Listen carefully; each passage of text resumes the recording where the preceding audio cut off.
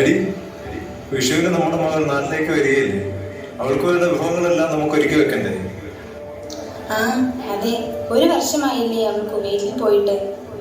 അവൾ വരുമ്പോഴത്തേനും അവൾക്ക് ഇഷ്ടപ്പെട്ട എല്ലാ ആഹാരങ്ങളും നമുക്കുണ്ടാക്കി ഈ വർഷത്തെ വിഷു നമുക്ക് മനോഹരമാക്കാം. മോനെ, ബുധനാഴ്ച ചേച്ചിയെ എയർപോർട്ടിൽ നിന്ന് കൊണ്ടുവരാൻ മോനൊരു വണ്ടി റെഡിയാക്കണം. ശരി അച്ഛാ, ബുധനാഴ്ചയല്ലേ, ഞാൻ വണ്ടി റെഡിയാക്കാം. നമുക്ക് അവളെ പോയി കൊണ്ടുവരാം.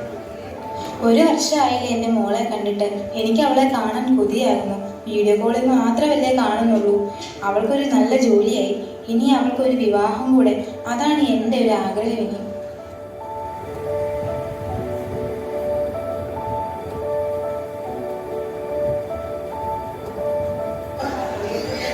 അമ്മേ, മോളെ, നീ എന്താ പറയാതെ വന്നത്? ഞങ്ങൾ നിന്നെ കൊണ്ടുവരാൻ വണ്ടി വരെ റെഡിയാക്കി. നീ തന്നെ വന്നോ? ആര് നിന്നെ കൊണ്ടുവന്നത്? അമ്മ, അത് ഞാൻ നിങ്ങൾക്കൊരു സർപ്രൈസ് തന്നല്ലേ. ഞാൻ എങ്ങനെ വന്നേന്ന് വെച്ചാൽ എന്റെ ഫ്രണ്ട്സ് എല്ലാരും ഉണ്ടായിരുന്നു, അവരോടൊപ്പം ഞാൻ വന്നേ. ശരി ശരി, ഇവിടെ നിൽക്കാതെ അകത്തോട്ട് വാ. ചേട്ടാ, ഇതാരാ വന്നേക്കുന്നേ നോക്കിയേ. നീ ആകെ ക്ഷീണിച്ചു പോയല്ലോ, ഇവിടുന്ന് പോയ പോലവേ അല്ല. അമ്മ, ഇവിടുത്തെ ഫുഡൊന്നും അല്ലല്ലോ അവിടെ. എനിക്കാണ് അമ്മയുടെ ഫുഡ് കഴിക്കാനായിട്ട് കൊതിയാവുന്നു. അമ്മ, എനിക്ക് ഇഷ്ടമല്ലെല്ലാം ഉണ്ടാക്കി വെച്ചിട്ടില്ലേ? മോളെ, നീ പറയാതെ വന്നു. എന്തായാലും എന്റെ പൊന്നുമോളിക്ക് വന്നല്ലോ, അച്ഛന് സന്തോഷമായി.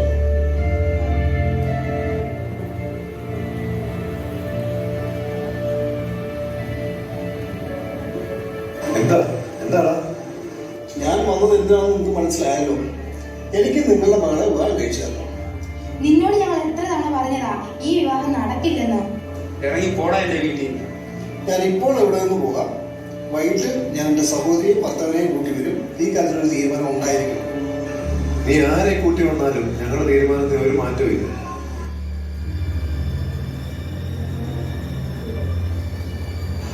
മോളെ, നമുക്ക് ഈ ബന്ധം വേണ്ട. ഇപ്പോഴും നിനക്ക് വന്നിരിക്കുന്നത് നല്ലൊരു ആലോചനയാണ്. ചെറുക്കൻ വിദേശത്തെ എഞ്ചിനീയറാണ്. ഇല്ലമ്മേ, ഞാൻ വേറെ ആരെയും വിവാഹം കഴിക്കില്ല. മോളെ, എന്ത് കഷ്ടപ്പെട്ടാണ് ഞങ്ങൾ നിന്നെ ഇത്രയും വളർത്തിയത്. രാവും പകലും ഊണും ഉറക്കവും ഇല്ലാതെ ഇപ്പോഴും അച്ഛൻ ഈ വീടിന് വേണ്ടി കഷ്ടപ്പെടുകയാണ്.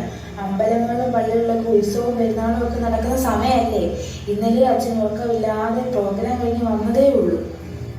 അമ്മ, എനിക്ക് അവനെ മറക്കാൻ കഴിയില്ല. മോളെ, നിന്നെ ഞങ്ങളെ കഷ്ടപ്പെട്ട് പഠിപ്പിച്ചതും കടം വാങ്ങിയാണ് നിന്നെ BSc നഴ്സിംഗിന് പഠിപ്പിച്ചത്. അതൊക്കെ നിന്റെ നല്ലൊരു ഭാവിക്ക് വേണ്ടിയല്ലേ. നിങ്ങൾ എന്നെ വിവാഹം കഴിപ്പിച്ചു വിടണം. നിങ്ങളുടെ അനുഗ്രഹത്തോട് വേണം എനിക്ക് വീട്ടിൽ നിന്ന് പോകാൻ. നീ എന്ത് കണ്ടിട്ടാണ് അവനെ വിവാഹം കഴിക്കാൻ തയ്യാറാകുന്നത്? നമ്മുടെ ജാതിയല്ല. ജാതിയും മതമൊന്നും നോക്കണ്ട, വിദ്യാഭ്യാസം ഉണ്ടാവും, എഴുതാനും വായിക്കാനും. നമ്മുടെ അച്ഛനോട് പണിക്ക് വന്നല്ലേ. ജോലിയില്ല, കൂലിയില്ല. 40-40 വയസ്സായി. നിനക്ക് എത്ര വയസ്സുണ്ട്? അത് തന്നെയല്ല, ഒരു പണിയും വിലയില്ലാതെ ഏത് സമയവും മദ്യപിച്ച് കഞ്ചാവ് അടിച്ച് മയക്കുമരുന്ന് പഠിച്ച് നടക്കുന്നവനാണ്.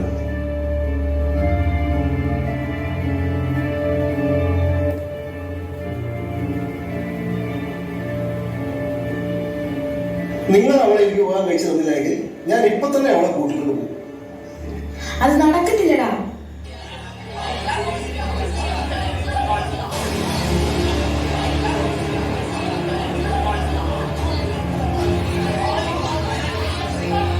ഞാൻ അവൾ നിങ്ങളുടെ മകളെ എപ്പോഴും വിളിച്ചുകൊണ്ട് വന്നു. അവളെ വിവാഹം കഴിക്കാൻ വേണ്ടി തന്നെയാണ് ഞാൻ വിളിച്ചു നിർത്തിയത്.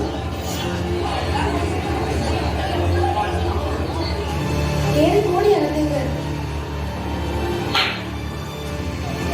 അയ്യോ, എന്നെ രക്ഷിക്കണേ. നീ എന്റെ ശവത്തെ ചവിട്ടി അവന്റെ ഒപ്പം പോകത്തുള്ളൂ.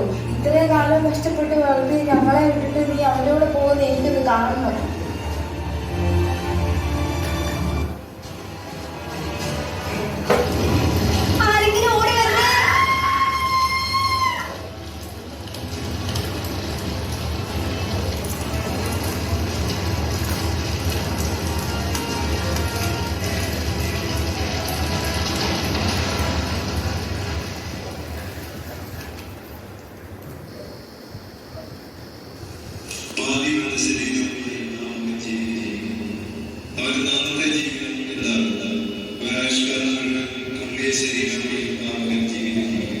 ശരീരത്തിന്റെ കൂടുതൽ ആധുനിക ശാസ്ത്രം വഴി നമുക്ക് മാറ്റാം. എന്നാൽ മനസ്സിനെ എങ്ങനെ മാറ്റാം? മക്കളെ, നിങ്ങളുടെ അമ്മയപ്പന്മാരെ കർത്താവിൽ അനുസരിപ്പിക്കും. അതിന്യായമില്ല. അല്പസമയം നിശബ്ദമായി നമുക്ക് നമ്മുടെ മാതാപിതാക്കളെ പറ്റി ചിന്തിക്കാം. സ്വന്തം പ്രവൃത്തികൾ സ്വയം വിലയിരുത്തി നല്ലതേതാണ് ചീത്ത ഏതാണെന്ന തിരിച്ചറിവ് നമുക്കുണ്ടാകും. പ്രണയവും മദ്യവും MDMA-യും മയക്കുമരുന്നുകളും മറ്റ് ലഹരിയും ഉപയോഗിച്ച് വർണ്ണപ്പെട്ടങ്ങളെ പോലെ